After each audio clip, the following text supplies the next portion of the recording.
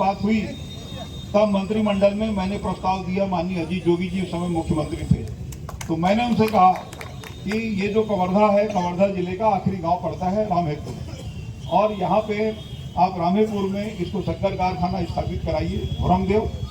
तो मंत्रिमंडल में और भी एक दो मंत्री चाहते थे, लेकिन बहुत ज्यादा जोर लगाने के बाद योगी जी ने बातों पर सहमति दी। आज के इस कार्यक्रम में अभी वर्तमान में छत्तीसगढ़ में दो प्रकार की यात्राएं चल रही थी। एक यात्रा का समापन अभी हुआ है, उस यात्रा का नाम है परिवर्तन यात्रा। परिवर्तन यात्रा का मतलब ये कि दिल्ली की सरकार को बदलना है।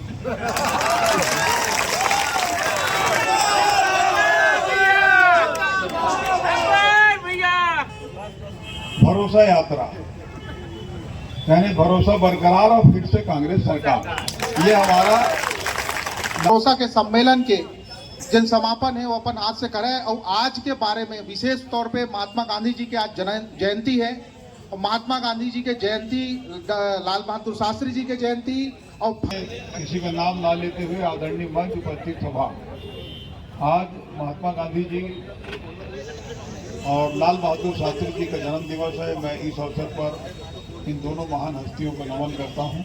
आज के इस कार्यक्रम में अभी वर्तमान में छत्तीसगढ़ में दो प्रकार की यात्राएं चल रही थी। एक यात्रा का समापन अभी हुआ है, उस यात्रा का नाम है परिवर्तन यात्रा। परिवर्तन यात्रा का मतलब ये कि दिल्ली की सरकार को बदलना है।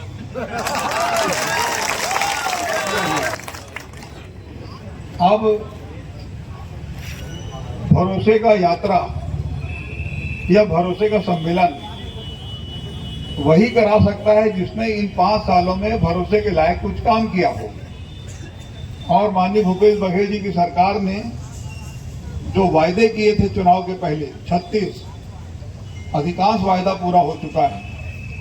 और इसी कारण बहुत से काम ऐसे भी हो गए हैं जो घोषणा पत्र के अलावा,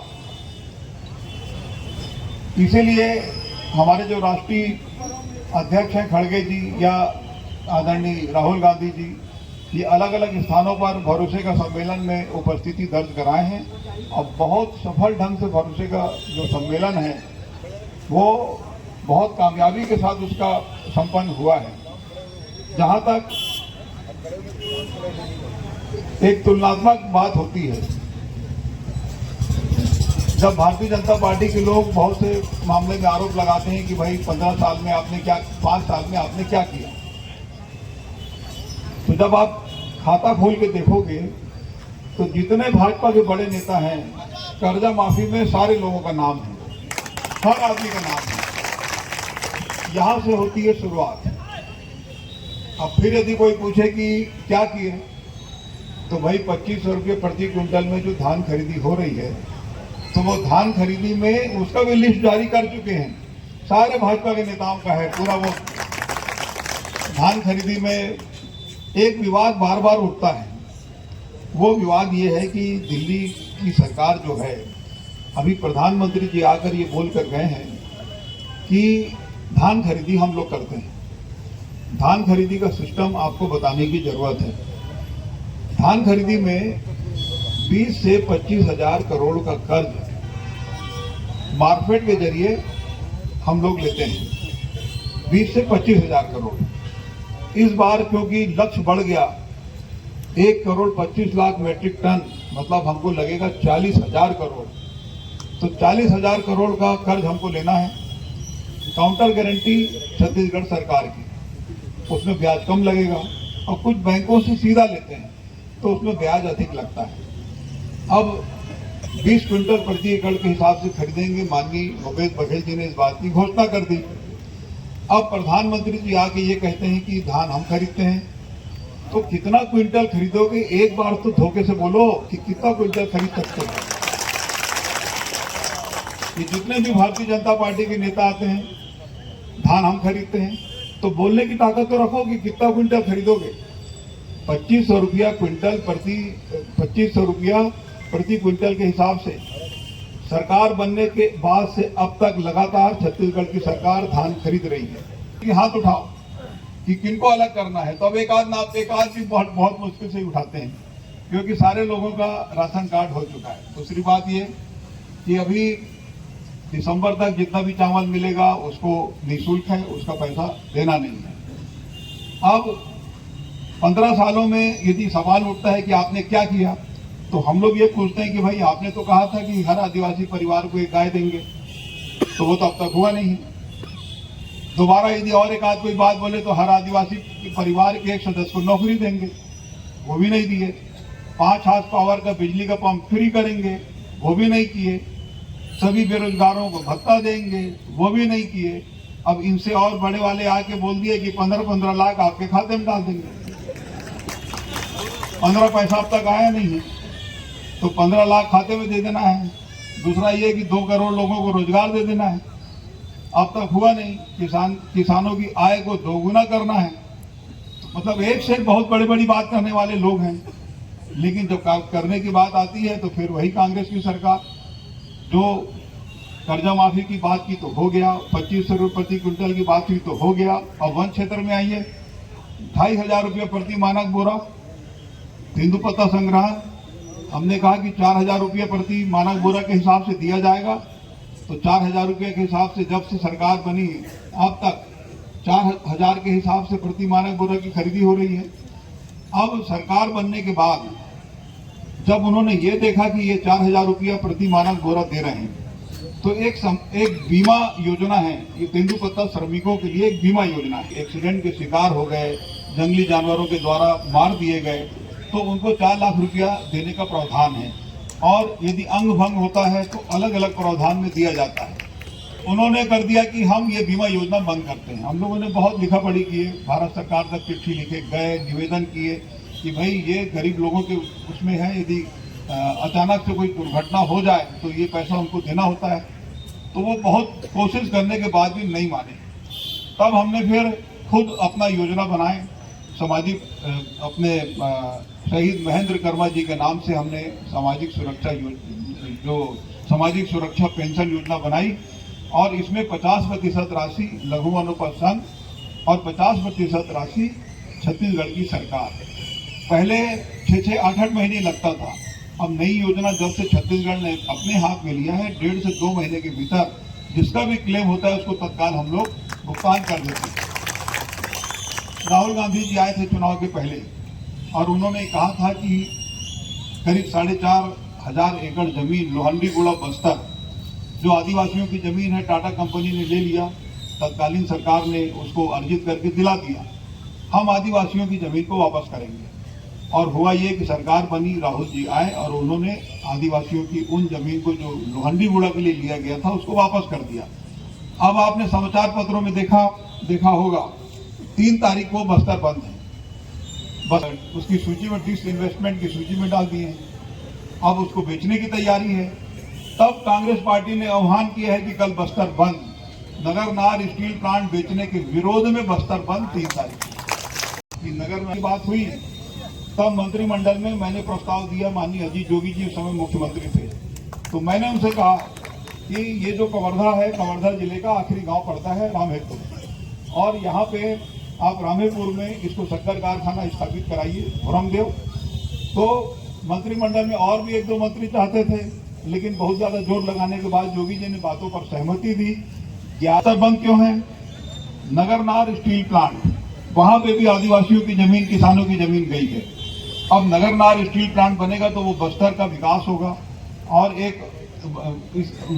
ये जो अपना नक्सल समस्या में काफी हद तक नियंत्रण हो सकेगा, लोगों को रोजगार मिलेगा। इसलिए नगरनार स्टील प्लांट बनाया गया। सरकार की जमीन गई, राज्य सरकार ने भी जमीन दिया, किसानों ने भी जमीन दिया।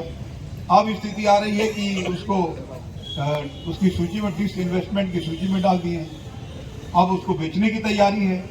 तब कांग्रेस पार्टी ने आह्वान किया है कि कल बस्तर बंद, नगरनार स्टील प्लांट बेचने के विरोध में बस्तर बंद 3 तारीख की नगरनार स्टील प्लांट के बारे में ये बेचने का जो लगातार क्रम चल रहा है, आप तो विधानसभा में घोषणा करिए कि हम खरीदेंगे, आप अपनी कीमत बताओ। छत्तीसगढ़ की सरकार खरीदेगी और छत्तीसगढ़ की सरकार खरीदेगी। डिसइन्वेस्टमेंट में जो पात्रता है, जितना पैसा देना है, छत्तीसगढ़ की सरकार नगरनार स्टील प्लांट को खरीदेगी और खुद चलाएगी। ये प्रस्ताव भारत सरकार को भेज दिया गया, विधानसभा में भी पारित करा लिए। अब नया नियम बन गया, यानी विधानसभा, छत्तीसगढ़ की विधानसभा के जो लोग हैं, छत्तीसगढ़ की सरकार उसमें बोली नहीं बोल सकती। ऐसा 9 पुरस्कार हमारे वन विभाग को मिले हैं। खुद केंद्रीय मंत्री आए थे और मुख्यमंत्री जी के यहाँ कार्यक्रम हुआ और मुख्यमंत्री जी के कार्यक्रम में ये 9 पुरस्कार हम लोगों को प्राप्त हुआ है। कोरोना काल में भी पूरे लोगों को रोजगार मिला। कवर्धा में भी आपने देखा कि कोरोना काल में भी स्वेच्छानुदान मद से अनेक लोगों को हम लोगों ने सहायता पहुंचाने का पूरी प्रयास किया है और बहुत लोगों को सहायता पहुंचाए हैं। आपने ये भी देखा होगा कि आपने एक नाम सुना होगा, रेमडेसिविर इंजेक्शन। कोरोना काल में रोज दिन भर एक ही काम होता था कि इंजेक्शन का इंतजाम करो। बड़े बड़े लोग, मैं किसी का नाम लेना नहीं चाहता, इंजेक्शन मार्केट में ढूंढने में नहीं मिलता था, अधिक कीमत में भी नहीं मिलता था। उसको हम लोग इंतजाम कर करके, और हमने कांग्रेस भाजपा नहीं देखा, कोई पार्टी नहीं देखी, जिसको जरूरत पड़ी उसको पहुंचा के दिए हैं, अस्पताल में ले जाके दिए हैं। ये मोहित महेश्वरी जी बैठे हैं, यही उसके प्रभारी थे। इन्हीं के पास रोज आता था पूरी लिस्ट और इन्हीं के पास रोज भेज देते थे। तो इस तरीके से हमने लोगों को पूरा सहायता पहुंचाने का काम किया है। अब एक बात आती है आवास। तो आवास के बारे में 2011 के सर्वे सूची में जिन लोगों का भी नाम था पात्रता में, तो उनको पैसा आने में कुछ देरी हुआ, लेकिन बाद में 3,200 करोड़ बजट में दे दिया गया, पैसा आना प्रारंभ हो गया। अब बच गया 6,99,000 का वेटिंग लिस्ट। तो 6,99,000 का वेटिंग लिस्ट भी क्लियर हो गया है, मंत्रिमंडल ने मंजूरी दे दी है, प्रथम किस्त की राशि जारी हो गई है। इसके अलावा 1 अप्रैल से जो सर्वे हुआ है उसमें ऐसे लोग जिनको आवास की जरूरत है लेकिन पात्रता में 2011 में नाम नहीं था, तो उनको दोबारा सर्वे हुआ 1 अप्रैल से और इसको चिन्हित करके 47,000 लोग इसमें भी चिन्हित हुए हैं और इसमें भी कार्रवाई प्रारंभ हो चुकी है, मंत्रिमंडल ने सहमति दे दी है।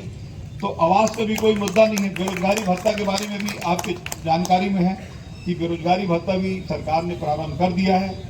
तो कुल मिला के जितनी भी योजनाएं और आम जनता के हित में राज्य सरकार ने किया है, लगभग 2.25 लाख करोड़ अब तक अलग अलग माध्यम से, चाहे वो गोबर खरीदी का मामला हो, चाहे धान खरीदी का मामला हो, चाहे लघु अनुबंध खरीदी का मामला हो, हमारे 12.5 लाख तेंदुपत्ता के संग्राहक हैं तो तेंदुपत्ता का कलेक्शन हो, 2.25 लाख करोड़ रुपया अब तक दिया जा चुका है।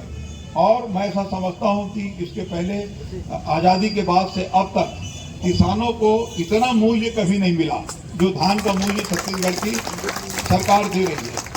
अब यदि दिल्ली की सरकार खरीद रही है तो यहाँ पे 2500 और इस बार जो गया वो 2640। अब प्रधानमंत्री जी से सवाल है कि भाई धान आप खरीद रहे हैं तो आपके बनारस जहाँ से आप सांसद हैं वहाँ 1300 में क्यों बिक रहा है? वहाँ पे भी आप 2500-2600 में खरीदवाइए, वहाँ 1200-1300 और यहाँ पे 2640। कितना लाख मेट्रिक टन? यहाँ पर अभी पिछले बार 1,07 लाख, इस बार 1,25 लाख। और उत्तर प्रदेश में हमसे बड़ा राज्य कितना लाख? 65 लाख।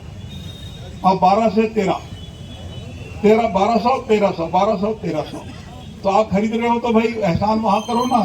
यहाँ तो छत्तीसगढ़ की सरकार खरीद रही है। तो बोलना एक अलग चीज है। और मैं कुल मिला के आज का जो हमारा जो यात्रा रहा है वो भरोसे का यात्रा रहा है। ये बताने की कोशिश रही है कि भाई आपने भरोसा किया और हमने काम करके दिखाया। अब ये बात अलग है कि 2-3 काम 4 काम छूट भी गया हो। अब मेडिकल कॉलेज के बारे में तो कोई घोषणा पत्र में था नहीं, लेकिन राहुल गांधी जी आए थे सभा के दिन और उन्होंने निकलते निकलते कह दिया था, भूपेश बघेल जी ने घोषणा की थी तो वो भी करके दिखाए और वो मेडिकल कॉलेज का विधानसभा भी हो गया, जमीन आवंटन का भी हो गया। अब बहुत जल्दी मेडिकल कॉलेज का भी हो जाएगा। अब 15 साल में लगा हुआ शंकरी नदी का पुल बहुत बड़ा उदाहरण है। ये इसको देख के समझ में आ जाता है विकास। अभी 2 बांध, अब बांधों के बारे में यदि मैं कहना चाहूं तो सरोदा बांध भी हमारे कांग्रेस के सरकार द्वारा, क्षीरपानी हमारे कांग्रेस के सरकार द्वारा, और ये जो सुतियापाट बांध है ये तो मैं खुद कह सकता हूं कि ये मेरे द्वारा।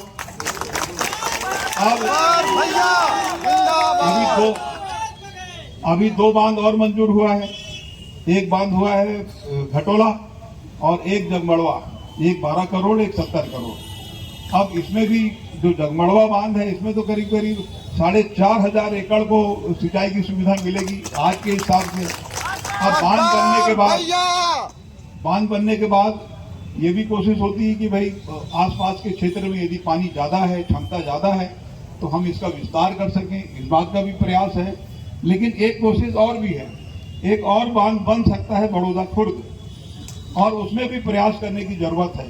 तो उसमें भी हम लोग प्रयास कर रहे हैं और कोशिश होगी कि उसका भी काम हो जाए।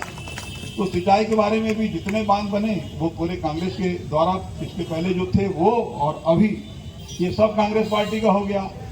जब पहला शक्कर कारखाना छत्तीसगढ़ में खोलने 11 महीने में भोरमदेव सहकारी शक्कर कारखाना बनकर तैयार हुआ था, 11 महीने में। और उसके बाद उसका परिणाम आप सबको मालूम है। यदि भोरमदेव सहकारी शक्कर कारखाना है तो उसने यहाँ के क्षेत्र के किसानों को संपन्न बनाने का काम किया है। और लगातार आगे भी अभी अब तो इथेनॉल का प्लांट भी हो गया है, तो और ज़्यादा आपको गन्ना की जरूरत पड़ेगी। हमारे यहाँ करीब करीब 400-450 की अपने गुड़ फैक्ट्री भी है। तो ये कुल मिला के हर चीज़ से संपन्नता आई है, लोगों के खाते में पैसा गया है। अब हर समाज को सामाजिक भवन बना के दे दिए कवर्धा में। तो ये कोई कल्पना आप नहीं कर सकता कि यानी इतना पैसा आएगा कहाँ से, कि हर समाज को सामाजिक भवन। अब पैसा कहाँ से आ रहा है ये कैसे बता दूं? तो हर समाज के लिए सामाजिक भवन बना के दे दिए। अब इनका भी अपने आप आए थे, द्वारका जी आए थे, तो कुर्मी समाज का, तो मुख्यमंत्री जी आए थे, तो इन्होंने मांग किया था कि भाई हमको हॉस्टल बनाने के लिए, गर्ल्स हॉस्टल, उसके लिए हम जमीन खरीद लेंगे, तो हमको कुछ राशि की जरूरत है। अब ये लोग जमीन खरीद लिए, जमीन खरीद के और उसका कागज लेकर आए, बोले कि भाई मुख्यमंत्री जी से मिला दो। तो मैं बोला जरूरत नहीं है, वो तो बोल चुके हैं, तो आप कागज दे दो। तो उसमें भी उन्होंने 30 लाख का आदेश कर दिया है। अब वो पैसा उसमें भी बहुत जल्दी आ जाएगा। तो जितने भी सामाजिक भवन बने हैं उनको बुला के उनको बोला गया कि भाई हम आपको सामाजिक भवन देना चाहते हैं। तो वो भी एकदम, कई लोग सोचे कि भाई अचानक से कैसा हो रहा है सभी समाज को। लेकिन मैं उनको बोलता था कि ठीक है, चलो तुमको 5 लाख देंगे, देना था 10, तो मैं 10 बोलता तो 20 मांगते, तो चलो 5 लाख देंगे। तो बता रहे नहीं भैया 10 करो। अच्छा चलो यार 10। तो इस तरीके का भी वो किया गया है। तो सारे लोगों को लेकर चलना है। आपका सबका सहयोग और आशीर्वाद खूब मिला है। आने वाले समय में भी आप कांग्रेस पार्टी का अपना सहयोग और आशीर्वाद बनाए रखेंगे, और वायदे के मुताबिक एक अच्छा घोषणा पत्र भी हम देने जा रहे हैं, और वायदे के मुताबिक आने वाले समय में भी काम करेंगे। कांग्रेस के हाथ को मजबूत करो, इसी निवेदन के साथ मैं अपनी बात समाप्त करता हूँ। धन्यवाद। जय हिंद, जय छत्तीसगढ़।